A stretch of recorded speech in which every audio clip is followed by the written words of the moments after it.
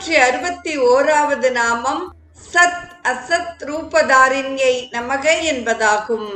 நிலைத்ததும் நிலையற்றதும் ஆகிய பொருட்களின் வடிவானவள். முக்காலத்திலும் உள்ளது சத், உண்மையானது. அதுவே பரம்பொருள்.